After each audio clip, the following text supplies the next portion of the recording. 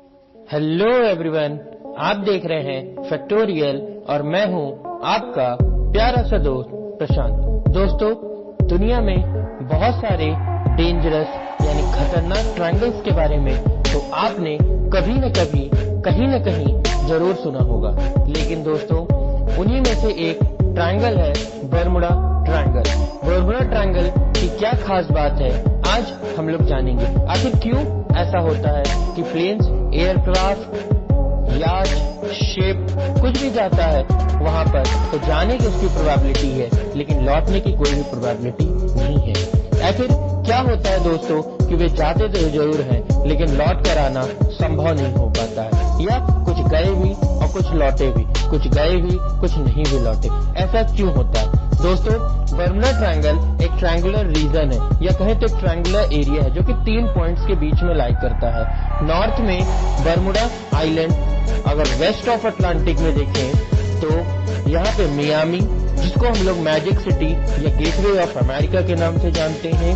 अगर east of Atlantic में देखते हैं तो सैन जुआन आइलैंड, जो कि प्यूर्टो रिको का एक पार्ट है, वहां पे। अगर दोस्तों इन तीनों रीजन्स को नॉर्थ अटलांटिक में Bermuda island, west of Atlantic के मियामी और ईस्ट ऑफ अटलांटिक के प्यूर्टो रिको को एक लाइन से ज्वाइन कर दिया जाए तो एक ट्रायंगुलर एरिया फाइंड होता है। ये ट्रायंगुलर एरिया को ही हम लोग बर्मुडा ट्रायंगल कहते हैं, जो दुनिया का सबसे खतरनाक ट्रायंगुलर एरिया में से एक ट्रायंगुलर एरिया है। दोस्तों, बढ़ते हैं अपनी पहली स्टोरी की तरफ। डेट थी 3 अगस्त 1492। क्रिस्टोफर कोलंबस अपने स्पेन के राजा से विदाई लेने के बाद भारत की खोज पर निकलते हैं। भारत की खोज पर निकलने के बाद उनके साथ 3 जहाज यानी 3 शिप्स और 90 क्रूमेंस थे। कुछ दिन तो क्रिस्टोफर कोलंबस और उनके शिप्स के काफी अच्छे बीते। क्रिस्टोफर कोलंबस उन तीनों जहाज में से जो सबसे बड़ा जहाज था सेंटा मारिया, उसमें वे बैठे हुए थे।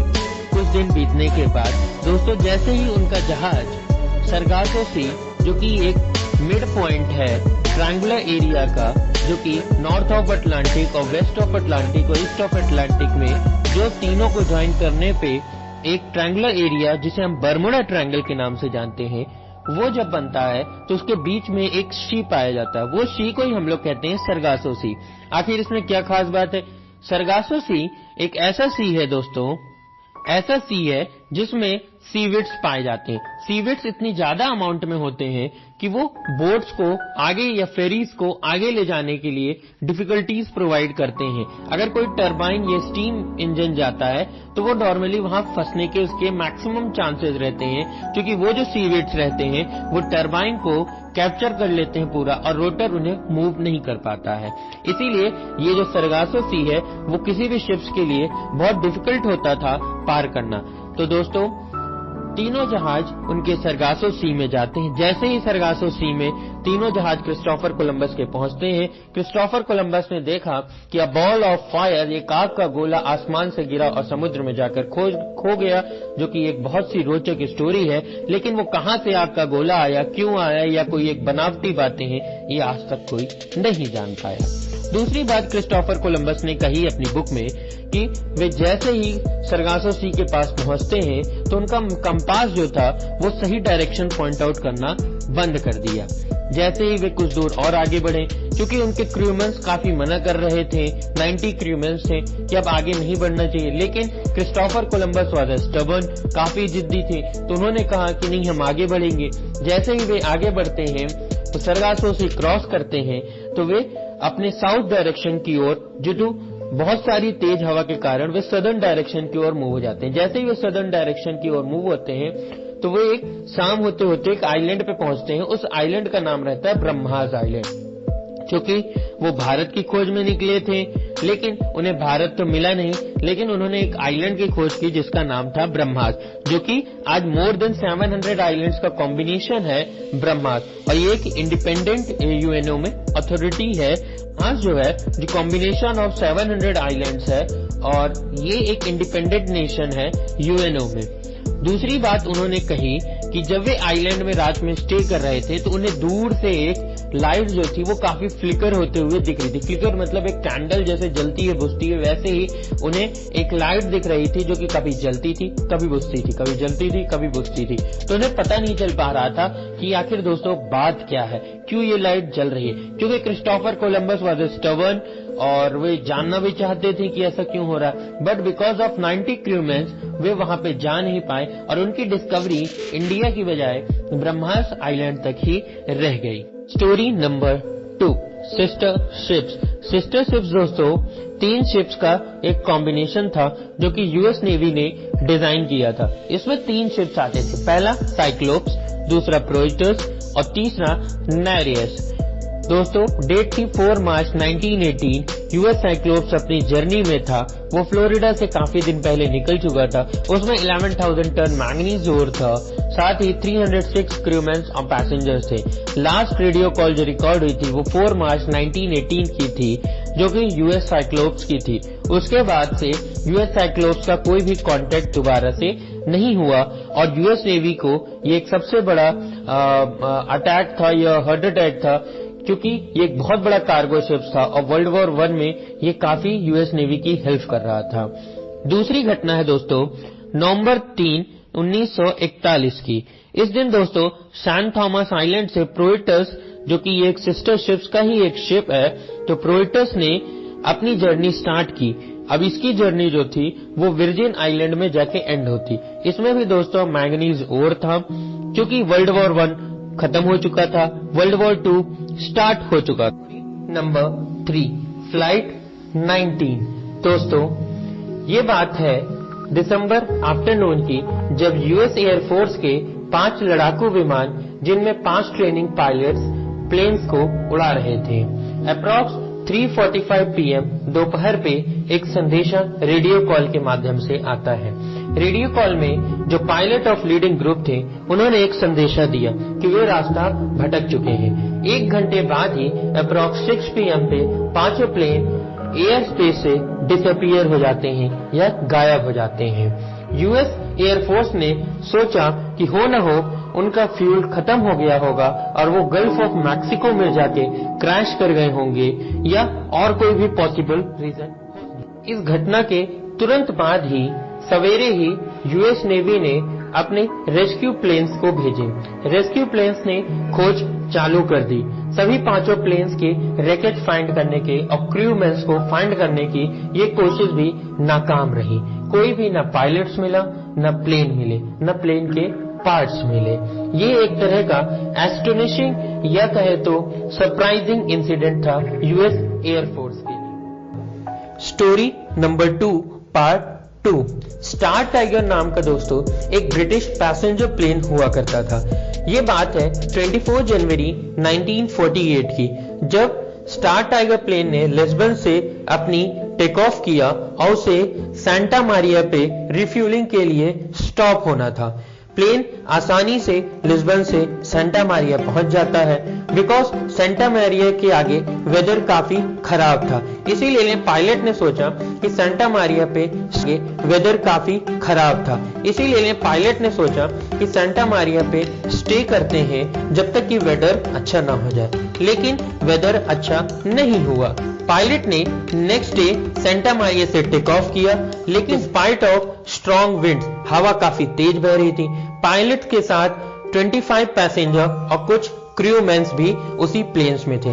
पायलट ने एक नॉर्मल 2000 फीट्स पे अपनी प्लेन को उड़ाना कंफर्टेबल समझा और अप्रॉक्स 3:15 AM पे पायलट ने जैसे ही बरमुडा ट्रायंगल पे पहुंचा, उसने तुरंत ही बरमुडा हेडक्वार्टर से कांटेक्ट करने की कोशिश की। बरमुडा ऑपरेटर से अपनी कितने डिग्री पे ही ये जानने की प्लेन्स की पोजीशन को जानने की कोशिश की। बरमुडा ट्रायंगल के ऑपरेटर ने तुरंत ही उन्हें रिप्लाई किया और उनकी पोजीशन जो कि 72 डिग्री थी, उन्होंने तुरंत ही उन्हें बताया।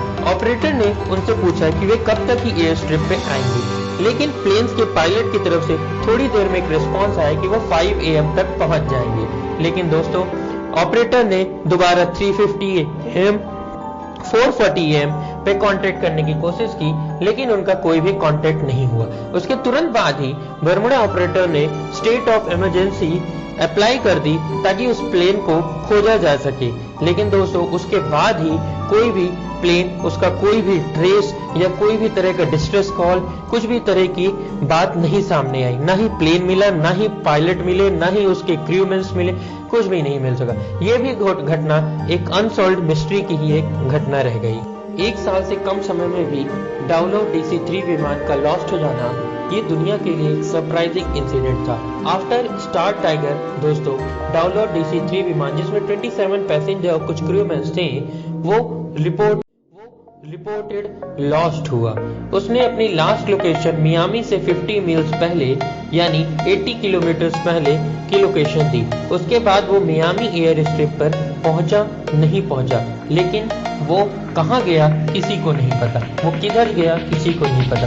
पायलट ने हो सकता है कोई मिस्टेक की हो, ऐसा एयरफोर्स और अदर लोगों ने अपना इमेजिनेशन से सोचा कि हो सकता है पायलट ने कोई मिस्टेक की हो, या किसी तरह का विंड कोई चेंज हो, या साइक्लोन्स आया हो सी में, या हरिकेन्स आया हो, लेकिन ऐसा कोई भी रीजन देखने को नहीं मिलता है। आखिर किस वजह से ये क्रैश हो गया, या क्रैश हुआ तो गल्फ ऑफ मैक्सिको में जाना चाहिए दोस्तों, लेकिन वहां भी वो देखने को नहीं मिला। दोस्तों आखिर ये सब ऐसा हो क्यों रहा था, इसके पीछे क्या पॉसिबल रीजन हो सकते हैं, चलिए आज हम जानते हैं और इस मिस्टीरियस बर्मुडा ट्रायंगल के ऊपर से मिस्ट्री को रिजॉल्व करते हैं। तो दोस्तों देखते हैं हम कि क्या क्या पॉसिबल रीजंस हो सकते हैं, किन किन कारणों से वो इतने सारे शिप्स, एयरक्राफ्ट सब कुछ पानी में जाके सिंक हो गए या कभी डिसअपीयर हो गए, जैसे कभी किसी ने देखा ही ना हो, ऐसा हो गया। आखिर ऐसा क्या कारण? सबसे पहला पॉसिबल रीजन हो सकता है सरगासो सी। जैसा कि दोस्तों सरगासो सी ही एक ऐसा सी है जो कि इक्वेटोरियल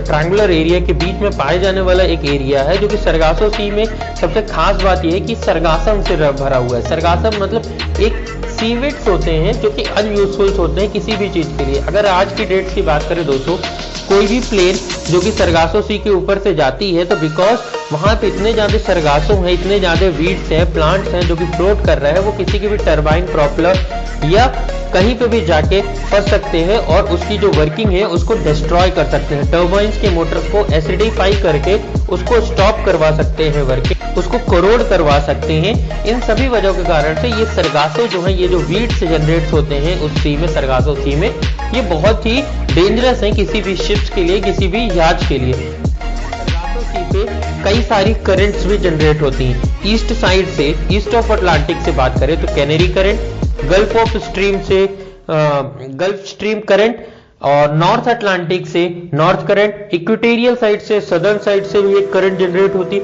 ये सभी करंट्स सरगासो सी को कवर अप कर लेती हैं। क्योंकि दोस्तों इन सभी करंट्स के कारण क्या होता है कि सरगासो सी को पार करना बहुत ही डिफिकल्ट हो जाता है किसी भी एक नॉर्मल शिप्स के लिए। इतना ही नहीं दोस्तों, इसके साथ ही स्टॉर्मी वेदर, साइक्लोन्स जो जनरेट होते हैं सी में, ये भी अफेक्ट करते हैं शिप्स को आगे बढ़ने के लिए। पहला तो स्टॉपेज रहा सरगासो सी के सरगासम, दूसरा दिक्कत करते हैं दोस्तों स्टॉर्मी सी, जो कि शिप्स उस सी को अगर पार कर जाते हैं तो उनके जो क्रू पैसेंजर्स जो कि अगर बच जाते हैं या कोई शिप सैंक कर गई, उसके जो क्रू पैसेंजर्स बचे उन्होंने ये डाटा रिवील किया, ये बातें कही कि ये बैड वेदर के कारण ही उनका शिप जो था सैंक कर गया। तो बैड वेदर दोस्तों दो कारण से जनरेट होते थे, एक स्टॉर्मी सी हो सकता है या स्टॉर्म्स वगैरह सी में आ गए, या साइक्लोन्स वगैरह सी में आ गए, या कोई हरिकेन्स आ गई हो। जनरली साइक्लोन्स और स्टॉर्मी सी और बैड वेदर्स के जनरेट होने के कई सारे कारण होते हैं, लेकिन उनमें से एक कारण है दोस्तों कि जो नॉर्थ अटलांटिक लैब्राडोर सी है, वहां से जो कोल्ड एयर जनरेट होती है, वो कोल्ड एयर जो है वो हमारी सरगासम सी के पास आती है, जो कि सरगासम कंटेन किए हुए सरगासो सी है, तो सी में आती है। उनमें चार जो 4 डायरेक्शन से already stream of current generate हो रही है उनके साथ मिक्सअप हो जाती हैं, और जब ये चारों करंट और कोल्ड एयर मिक्सअप हो जाती है तो एक साइक्लोन जनरेट होता है। ये वाटर का साइक्लोन होता है। ये इसकी जो हाइट होती है काफी लंबी होती है। इवन दाउ की प्लेन अगर कोई लो लेवल से रीजन से फ्लाई कर रहा है तो वो भी इस पे रेडार पे इसके एरिया पे कवर अप हो सकता है और उसकी स्पीड रिड्यूस होकर वो सिंक कर सकता है उस साइक्लोन के अंदर। और केवल प्लेन ही नहीं, शिप्स भी इसमें सिंक कर सकते हैं। इसी वजह से काफी हरिकेन्स भी जनरेट होती हैं, लॉन्ग वेव्स इस रीजन में जनरेट होती हैं और इसीलिए इस रीजन को डिफिकल्ट रीजन और difficult of one of the triangles भी कहा जाता है। तो इतना ही नहीं दोस्तों, कोलंबस ने जब अपनी ट्रैवलिंग कर रहे थे तो उन्होंने बताया कि कहीं ना कहीं उनका कंपास जब सरगासो सी के पास आते हैं तो काम करना बंद कर देता है। उसका पॉसिबल रीजन दोस्तों आज के साइंटिस्ट के अनुसार बहुत सारे कारण हो सकते हैं। जो अर्थक्वेक सी वेव्स के सी के अंदर आते हैं वो भी पॉसिबल रीजन हो सकते हैं। वहां बड़े बड़े माउंटेन्स हैं, उन माउंटेन्स के कारण जो मैग्नेटिक फील्ड्स जनरेट होती है उस एरिया में बहुत हाई है, उसके कारण भी जो मैग्नेटिक नॉर्थ पोल होता है, ज्योग्राफिकल नॉर्थ पोल होता है, उसके बीच में डिफरेंस नहीं रह जाता। और इसी कारण से काफी सारे एयरक्राफ्ट जो फ्लाई करते हैं लो लेवल जोन्स पे या अप्रॉक्स 1000-2000 फीट्स के जोन पे, तो वो अपना डायरेक्शन से दूसरे डायरेक्शन में चले जाते हैं। वो मैग्नेटिक नॉर्थ को ही ज्योग्राफिकल नॉर्थ और ज्योग्राफिकल को ही मैग्नेटिक नॉर्थ समझ लेते हैं। इतना ही नहीं दोस्तों, जो मैग्नेटिक नॉर्थ का ज्योग्राफिकल नॉर्थ में दिखाना एक ही कारण, इसके पीछे वोल्केनिक इरप्शंस जो कि सी बेड्स के अंदर हो रही हैं, ये भी एक कारण है। तीसरा कारण होता है दोस्तों मीथेन हाइड्रेट्स। मीथेन जब पानी से मिल जाती है सी वाटर से तो वो मीथेन हाइड्रेट कहला जाती है। ये मीथेन हाइड्रेट जनरली वोल्केनो जो कि सी बेड्स के अंदर उस एरिया में पाए जाते हैं उससे जनरेट होती है। ये जो मीथेन रहती है उसके कारण जो रहती है वाटर की जो डेंसिटी होती है दोस्तों काफी कम हो जाती है। जैसे सैलाइन वाटर होता है, नमकीन पानी, उसकी डेंसिटी काफी कम होती है, इसीलिए कोई भी बड़ी बड़ी कार्गो शिप्स होते हैं वो ज्यादातर सी वाटर में ट्रेवल करते हैं as compared to the normal river water. कहना था दोस्तों कि स्पेसक्राफ्ट या एलाइज जो कि एलियंस होते हैं वो कहीं बाहर से आते हैं और कई सारी स्टोरीज में भी बताया गया है कि जो हमारी शिप्स थी, प्लेन्स थी, वो direct deep into the water चली गई। तो ये जनरली हो सकता है कि स्पेसक्राफ्ट या एलियंस कहीं बाहर से आए हो और उनकी शिप्स ले गए हो, लेकिन ये इमेजिनरी कारण है दोस्तों, इसका कोई भी आज तक कोई साइंटिफिक प्रूफ नहीं मिल पाया।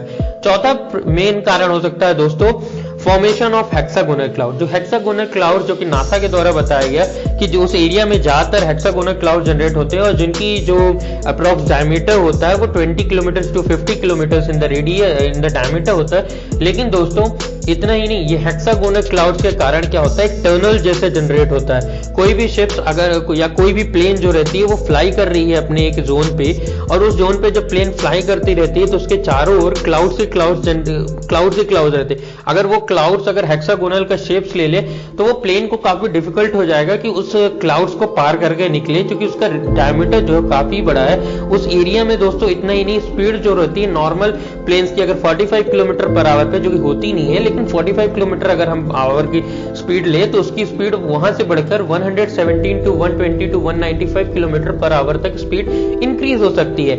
ऐसा ही कुछ एक स्टोरी में भी देखने को मिलता है दोस्तों। दिसंबर 1419 को जब ब्रह्मांड से फ्लोरिडो के बीच में एक प्लेन उड़ रहा था, उसके चारों ओर क्लाउड्स ने गैदर हो गए थे और उसकी स्पीड जो थी सडनली इंक्रीज हो गई, तभी उसका कंपास भी काम करना बंद कर गया। कंपास का प्रोबेबल रीजंस ऑलरेडी मैंने बताया दोस्तों, लेकिन टनल ये थी दोस्तों मिस्ट्री ऑफ बर्मुडा ट्रायंगल।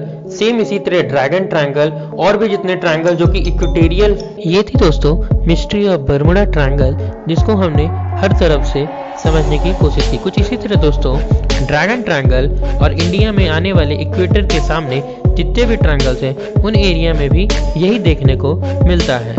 इन्हीं सभी पॉसिबल रीजंस के कारण जितने भी शिप और प्लेन्स एयरक्राफ्ट फ्लाई करते हैं या शिप सेल्स करती हैं, उनके सिंक हो जाने के या क्रैश हो जाने के प्रोबेबल कारण हो सकते हैं।